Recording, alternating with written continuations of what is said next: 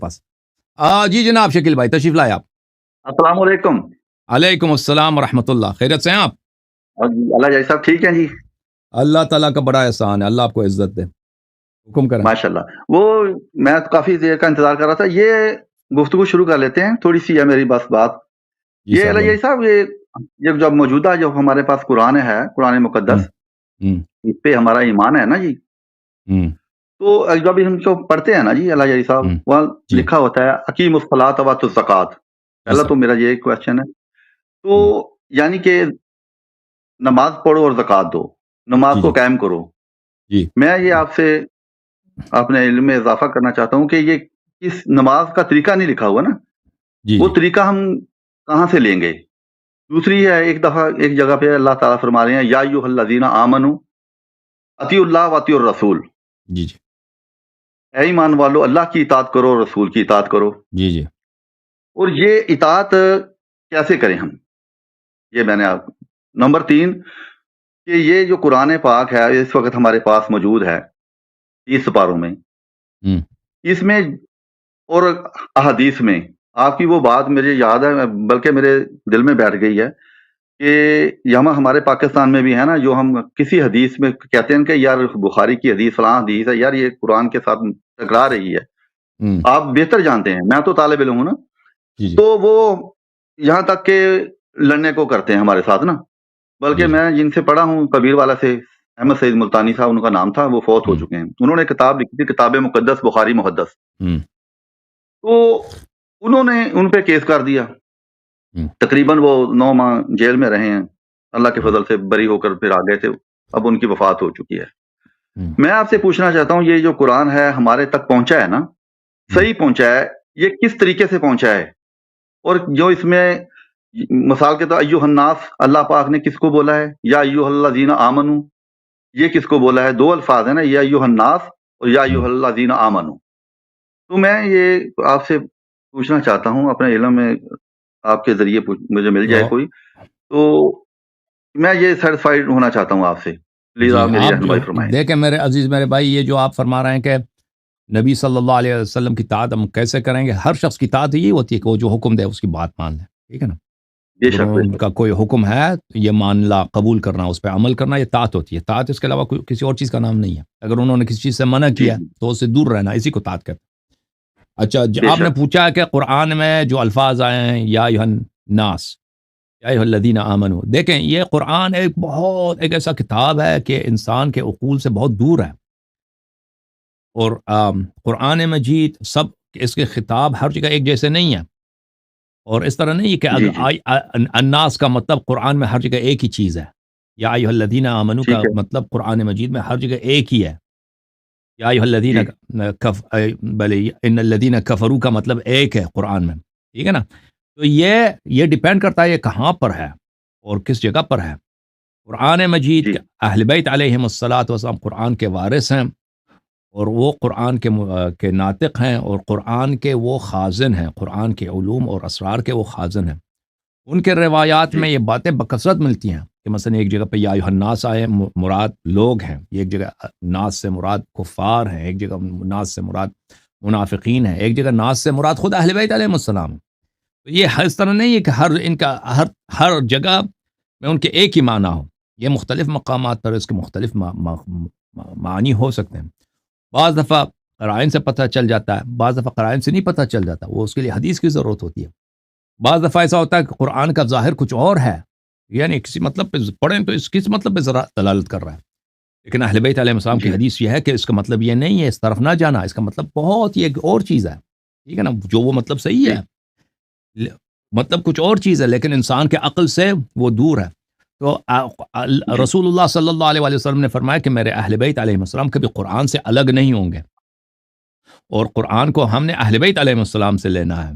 تو یہ عرض یہ ہے کہ اس کے ایسے خطاب جو ہے نا قرآن, یا ایھا الذین آمنوا یا ایھا الذین یا ایھا الناس, ان کے سب معنی ہر جگہ ایک ہی چیز نہیں ہوتے. جی ہاں, ایک جیسے نہیں ہوتے سب. چلو, وہ ہر جگہ دیکھنا ہوتا ہے اس کے ذیل میں حدیث کیا ہے.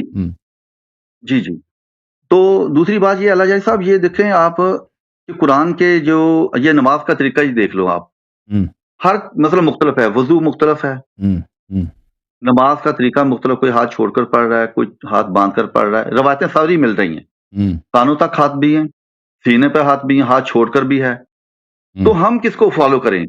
देखो ना, यानी कि मुख्तलिफ रवायात हैं, बुखारी देख लो, हम्म, मुस्लिम देख लो, ज़हरा अल फ़क़ी देख लो, शिया कुतुब देख लो, सुन्नी कुतुब देख लो, यानी कि हर चीज़ का जो है वो मुख्तलिफ है। हम भी जी किसको फॉलो करेंगे हम? हमारे पास ये क्या कसवटी है कि किसके साथ हम उसको परखें? कुरान में तरीका नहीं है, ज़कात का तरीका नहीं है कैसे देनी है, और नमाज का तरीका नहीं है, रुकू अकीमुस्सलात व आतुज़ ज़कात कहा है। जी, फिर अतात का कहा है, वमन यशाकिर रसूला मिन बादि मा तबय्यना लहुल हुदा व यत्तबि गैरा सबीलिल मुमिनीना नवल्लिहि मा तवल्ला व नुस्लिहि जहन्नम व साअत मसीरा। यानी कि हम ये कुरान हम इंसानों के ज़रिए तक पहुँचा ना हम तक, हम्म, तो कन्फ्यूज़ इंसान हो जाता है। मैं देखिए परेशान कुरान हूँ में कि कोई अक्सर जो अहकाम है उनका डिटेल कुरान में तो नहीं है ना। अक्सर जो अहकाम है कुछ का डिटेल्स कुछ है, मसलन वुजू है, तलाक ठीक है, है, उस कुछ आयात हैं उसमें कुछ डिटेल है, लेकिन अक्सर में इस तरह डिटेल तो नहीं है। वो या विरासत के मसाइल कुरान में है, लेकिन उसमें भी बहुत सारे डिटेल आपको हदीस से मिलेगा। तो इसमें जी, जो जी, देखें रसूलुल्लाह सल्लल्लाहु अलैहि वसल्लम जब आए थे, उनकी पूरी सहाबा की टीम पूरी की पूरी अनपढ़ लोग थे ना। ये तो पढ़े लिखे लोग तो जी, नहीं थे जी, अरब में, ये सब लोग अनपढ़ थे। जी, पढ़े लिखे में बहुत कम थे जिनको लिखना पढ़ना आता था। और ये कोई ज़रूरी ठीक नहीं है। है कि जो शख्स जिसको लिखना पढ़ना आता है वो सही भी लिखेगा भी, वो खयानत नहीं करेगा, गद्दारी नहीं करेगा, या वो अगर लिखेगा वो दूसरों तक पहुंच भी जाएगा, ठीक है ना। और सहाबा ने कुछ लिखा भी ठीक नहीं है। है, सहाबा से कोई किताब बचा नहीं है, ठीक है ना। सहाबा से कोई सहीफा कोई चीज़ रवायात में भी नहीं मिलता कि किसी ताबईन ने सहाबा के किताब से कोई हदीस नकल की हो, कुछ भी नहीं है। ये यार ऐसा क्यों नहीं लिखा फिर उन्होंने क्यों नहीं लिखा? नहीं इमाम आता बुखारी था लिख ना। रहे हैं 256 में। हाँ, उनको नहीं आता था नहीं भाई, इन्होंने अनपढ़ जी, लोग थे। जी, जी। अरब में अच्छा कोई जी, किताब नहीं था भाई, यानी पूरे अरब अच्छा कौम जी, में कोई किताब थी। ये इसीलिए यहूद को अहले किताब कहते थे जी। क्योंकि यहूदियों के पास तो तौरात है जी, ना, एक किताब उनके पास भी ज्यादा, जी, उनके जी, पास जो किताब है वो पढ़े लिखे थे, उनको पढ़ना लिखना आता, ये उनको अहले किताब, ये किताब वाले लोग हैं, किताबी लोग हैं, क्योंकि उनके किताब पास वाला है। किताब है। हाँ, ये हाँ जी, अरब जो थे ये जाहिल कौम थे, ये वहशी कौम थी, ये कुछ इनके पास कुछ भी नहीं था। तो रसूलुल्लाह सल्लल्लाहु अलैहि वसल्लम ने खुद बताया, देखो मेरे भाई, कि मेरे बाद मेरे उम्मत के 73 फ़िरक़े होंगे, सब फ़िरक़े जहन्नमी हो जाएंगे, मेरे दीन में बिदआत दाखिल होंगे। और जी, जी, फरमाया कि तुम यहूद और नसारा के नक्श कदम पे चलोगे। यहूद और नसारा ने क्या किया मेरे अजीज़ों, उन्होंने अपनी शरीयत की तहरीफ की, शरीयत चेंज किया उन्होंने। रसूलुल्लाह सल्लल्लाहु अलैहि वसल्लम ने खुद इस बात की खबर दी।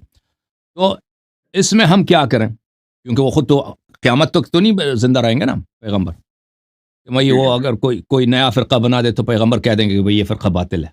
वो तो दुनिया में नहीं रहेंगे, उन्होंने तो दुनिया से जाना, उन्होंने खुद खबर दी कि मैं दुनिया से जाऊंगा। तो वो गारंट, जब तक पैगंबर सल्लल्लाहु अलैहि वसल्लम हैं तो वो तो एक गारंटी है ना, हिदायत की एक गारंटी है।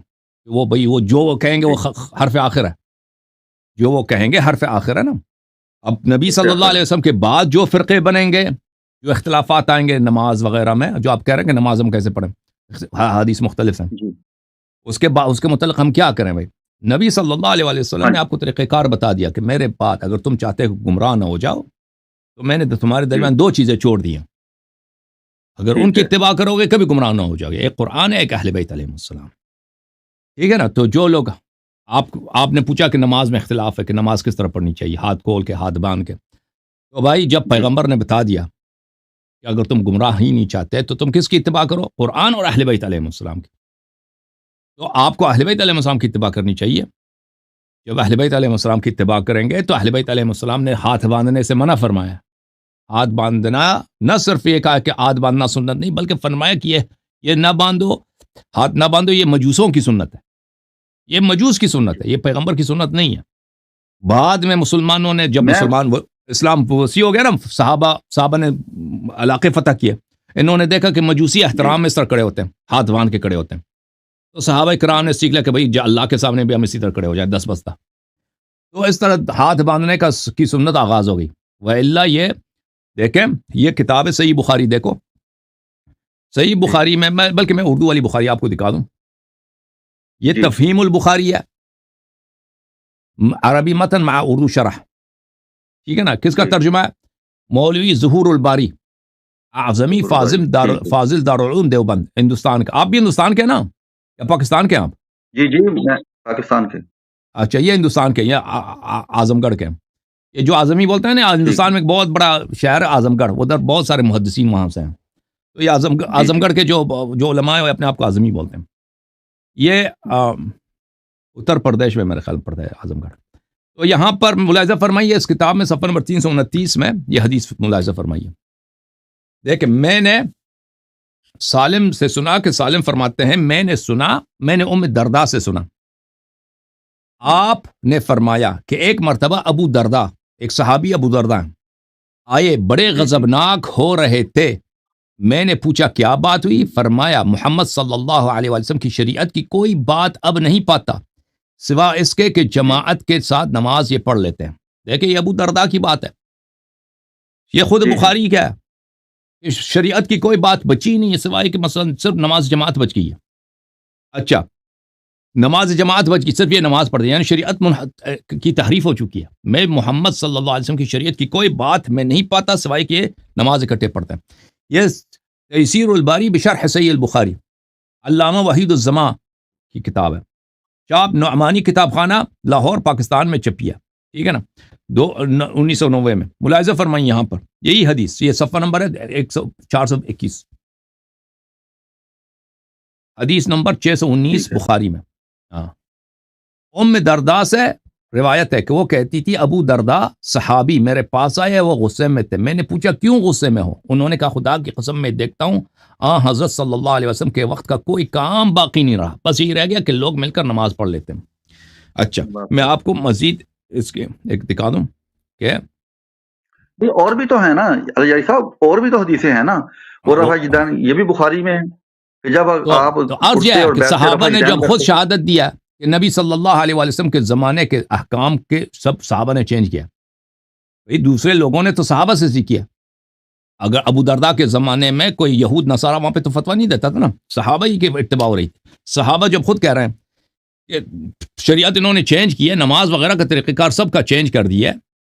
اچھا، اور یہ ملاحظہ فرمائیے یہ ہٹانے والا کوئی نہیں تھا، اس کو ہٹانے والا اگر صحابہ نے اگر کوئی چینج کیا ہے، میں بات کرتا ہوں یہ ملاحظہ فرمائیے فتح الباری شرح صحیح البخاری، ابن حجر کیا فرماتے اسی حدیث کی شرح میں، واللہ ما اعرف من امت محمد صلی اللہ علیہ وسلم شیئا الا انہم یصلون جميعا. اس کی شرح میں حافظ ابن حجر کیا کہتے ہیں، يريد من شریعت محمد شیئا لم يتغیر عما كان علیہ الا الصلاة في الجماعة. یہ ابو درداء کا غصہ اس بات پہ ہے کہ شریعت محمدی صلی اللہ علیہ وسلم سے کوئی چیز باقی بچی نہیں ہے سوائے یہ کہ لوگ نماز پڑھتے ہیں. یعنی وضو کا طریقہ لوگوں نے چینج کیا، اذان کا طریقہ چینج کیا، نماز کا وقت چینج کیا، نماز پڑھنے کا طریقہ چینج کیا، سب چینج کر دیے لوگوں نے، احکام میں انحراف پیش آیا. اچھا، پھر فرماتے ہیں ومراد ابی الدرداء، ابو درداء کا مراد کیا، ان اعمال المذکورین حصل فی جمیعها النقص والتغییر الا التجمیع فی الصلاة. مذکورین کے اعمال میں یعنی امت کے اعمال میں، اور یہ کس زمانے کی بات ہے؟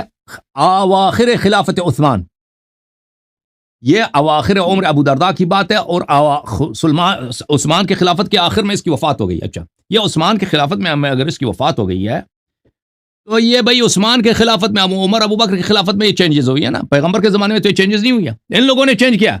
اب آپ کہتے ہیں کوئی اس کو روکتے نہیں نا، بھائی جب ابھی میں آپ کو بتاتا ہوں نا، جب آپ کا خلیفہ قرآن کی مخالفت میں کہتا کہ تم نماز نہ پڑھو، جب وہ تیمم والی بات وہ یاد ہے آپ کو، اور آپ کے خود مسلم میں حدیث دکھا دوں، مسلم میں ایک منٹ بھائی،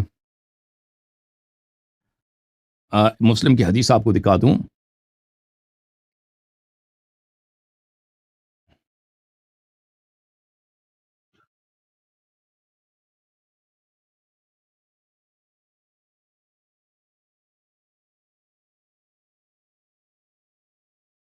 ملاحظہ فرمائیے، آپ کہتے ہیں ان کو روکا کیوں نہیں؟ میں آپ کو دکھاتا ہوں، یہ دیکھو، یہ کتاب ہے صحیح مسلم، اپنی آنکھوں سے دیکھو لوگوں، یہ صحیح مسلم ہے، چاپ دار الفکر، بلکہ میں مسلم میرے پاس اور بھائی ایک منٹ بھائی، ایک منٹ، میں تمہوں دکھانا. اب تسی پنجابی ہو یا ہندوستانی ہو؟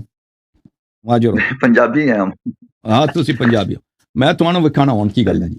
تکو جی، اے صحیح مسلم دی کتاب ہے، کیڑی کتاب؟ اے صحیح مسلم، مسلم ابن حجاج القشیری نیشابوری، کتاب دار الفکر چھپی ہے، سنہ 2010 دارالفکر بیروت لبنان باب الطلاق الثلاث 3 دفعہ طلاق دینا. ابھی پاکستان میں کیا ہوتا ہے, ایک آدمی کہتا ہے طلاق طلاق طلاق, کہتا ہے طلاق ہو گئی اب حلالہ کی ضرورت ہے, کہتا ہے کہ نہیں بھائی, کہتا ہے اب طلاق ہو گئی ہے, ہاں اب حلالہ کی ضرورت ہے. اچھا ملاحظہ فرمائیے, یہ روایت ہے مسلم کی, ابن عباس کان الطلاق علی عہد رسول اللہ صلی اللہ علیہ وآلہ و ابی بکر وسنتین من خلافت عمر طلاق الثلاث واحدہ. رسول صلی اللہ علیہ وسلم کے زمانے میں, ابو بکر کی خلافت میں اور عمر کی خلافت کے پہلے 2 سال میں 3 دفعہ کوئی طلاق کہتا تھا, وہ ایک طلاق حساب ہوتا تھا. ایک طلاق ہوتی ہے, ٹھیک ہے.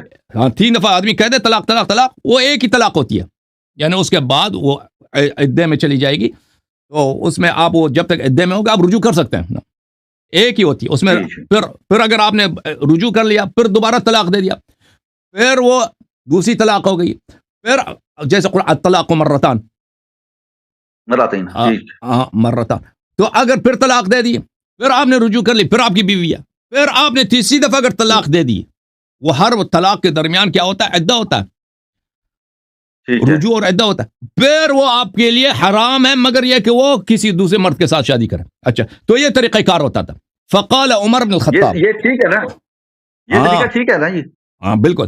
تو عمر کے, تو پیغمبر کے زمانے میں دیکھو ابن عباس کیا کہتے ہیں, ابو بکر کے زمانے میں صلی اللہ علیہ وسلم, ابو بکر کے زمانے میں اور عمر کے پہلے 2 سال میں کیا ہوتا تھا, 3 طلاق ایک طلاق گنتی ہوتی تھی. اچھا پھر کیا ہو گیا, فقال عمر بن الخطاب ان الناس قد استعجلوا في امر قد كانت لهم فيه اناہ, لوگوں نے جلدی کیا ایک ایسی چیز میں جس میں ان کو اور اللہ کی جانب سے فرصت ہے.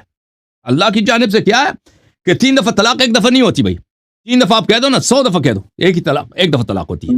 پھر اس کے بعد عدہ ہوگا, عدہ کے بعد اگر آپ نے رجوع کیا, پھر آپ کی بیوی, پھر آپ نے طلاق, دوسری طلاق, پھر اگر طلاق دے دی, پھر عدہ گزارا, پھر آپ نے رجوع کیا, پھر تیسری دفعہ, وہ 3 اس طرح کہ ہر طلاق کے درمیان عدہ اور رجوع ہو. تو لوگوں نے جلدی کی ہے, لوگ کہتے ہیں طلاق طلاق طلاق, ایک ایسی چیز میں جس میں اللہ کی جانب سے کیا فرصت ہے. فلو امضیناہ علیہم, کیا کہتے ہیں ہم اس کو, اس طلاق کو کیا کرتے ہیں, اس نافذ کر دیتے ہیں. 3 طلاق کو, جو 3 طلاق کہتے ہیں اس کو پیغمبر کی سنت, اس کو چھوڑ کے اس کو 3 طلاق کو 3 طلاق ہی بنا دیتے ہیں. فامضاہ علیہم, فامضاہ علیہم, اس نے کہا ٹھیک ہے بھائی.